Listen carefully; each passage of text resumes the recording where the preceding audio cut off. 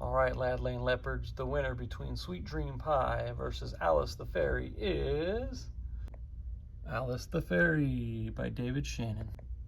And our winner between the Bunions and Pigsty is Pigsty, which means our Elite 8 matchup is Alice the Fairy by David Shannon versus Pigsty by Mark Teague. Alice the Fairy by David Shannon. My name is Alice. I'm a fairy. I'm not a permanent fairy. I'm a temporary fairy. You have to pass a lot of tests to be a permanent fairy. I have wings so I can fly. I can't fly very high yet, but I can fly really fast. This is my magic wand. This is my blanket. Fairies use magic wands to change frogs into princes and things like that. I changed my dad into a horse. One time my mom made cookies for my dad, so I turned them into mine. I felt bad about the cookies, so I thought I'd whip up a new outfit for my dad. Did I tell you he's the Duke of Morningside Drive? Well, he is. But clothes were too hard, so I made him a new crown instead. With my magic wand, I can make leaves fall from trees, and I can draw pictures on water. Sometimes I use my wand to disappear, but that's kind of scary. I'd rather use my blanket. Of course, I also have a magic mirror. Mirror, mirror on the wall, who's the fairest of them all? Well, what do you know? It's me, Alice. Thank you, mirror. Fairy dust is very useful. I use it to turn oatmeal into cake. Casting spells is another important part of being a fairy. Watch me make my dog float on the ceiling. Hocus pocus, croakin' docus.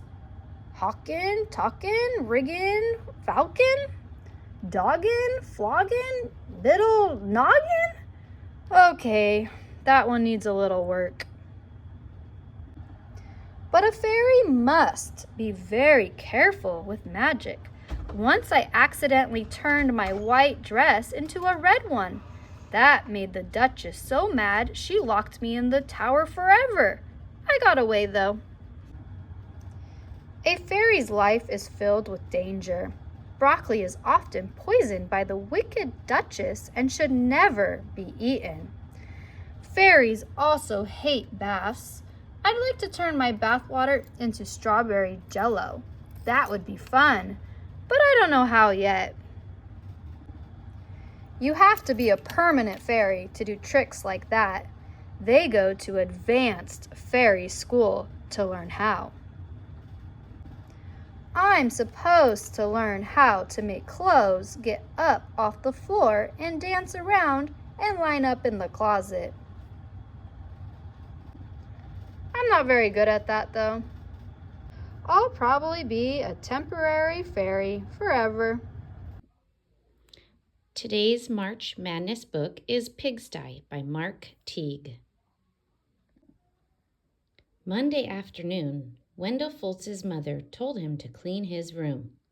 "It's turning into a pigsty," she said. Wendell went upstairs. Much to his surprise, a large pig was sitting on his bed. "Pardon me," said Wendell. He shoved some toys into his closet, but the pig didn't seem to mind the mess, and Wendell found that he didn't mind the pig either. He decided to take a break. When Wendell's mother came to look at his room, the pig was hiding, but the mess was still there. She threw up her hands. "Okay, Wendell," she said, "if you want to live in a pigsty, that's up to you." Wendell could hardly believe his luck. Now I can live however I want. He didn't even worry when he came home on Tuesday and found a second pig in his room.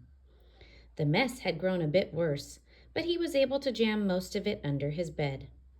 "Pigs are all right," he said, "as long as it's only one or two." In fact, they had a wonderful time. They played Monopoly until late each night and left the pieces lying all over the floor.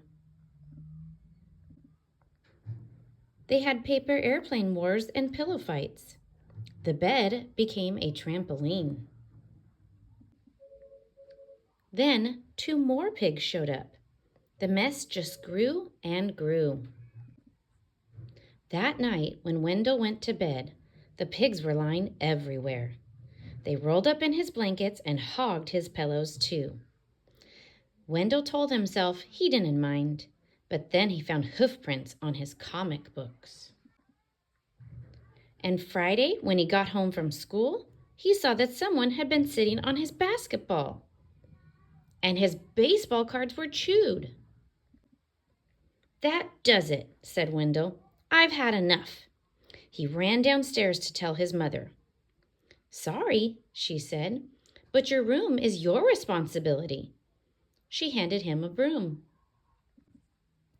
Wendell started to complain. The mess was too huge.